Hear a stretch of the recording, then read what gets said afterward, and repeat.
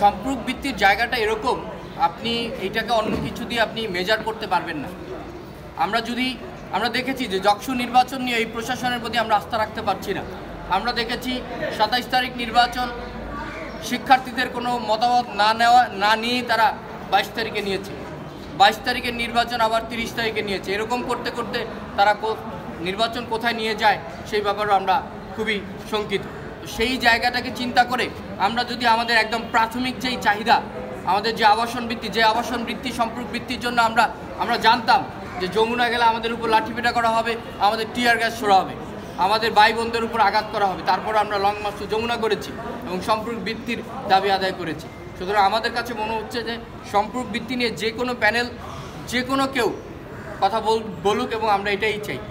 আমরা বারবারই বলে আসছি যে সম্পর্ক বৃত্তি কবে থেকে দেওয়া হবে, সম্পর্ক বৃত্তি দেওয়ার আগে যে প্রসিজারগুলো আছে সেগুলোর ব্যাপারেও আপনাদের সুনির্দিষ্ট রোডম্যাপ আমরা চাই।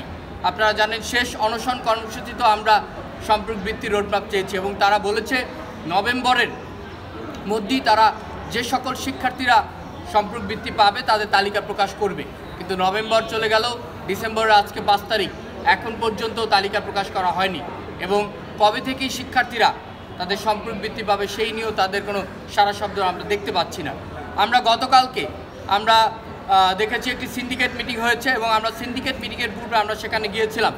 আমরা মোটা দাগে বলেছিলাম আমাদের যকসু প্রয়োজন, তবে সম্পর্ক বৃত্তি আমাদের গুরুত্বপূর্ণ দাবি। আগে আমাদের বেঁচে থাকতে হবে, আগে আমাদের আবাসন, আগে আমাদের খেয়ে আমাদের শিক্ষা কার্যক্রম চালাতে হবে। সেই লক্ষ্যে সম্পর্ক বৃত্তির বিকল্প আমরা কোনো কিছু দেখছি না। আপনারা অবশ্যই সম্পর্ক বৃত্তির ব্যাপারে আপনারা সজাগ হন।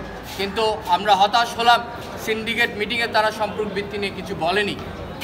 সুতরাং আমরা এই অবস্থায় আমরা মনে করছি সম্পর্ক বৃত্তির জন্য যদি আমরা বসে থাকি তাহলে এই প্রশাসনের পক্ষ থেকে আমরা সম্পর্ক বৃত্তি কখনই আদায় করতে পারবো না।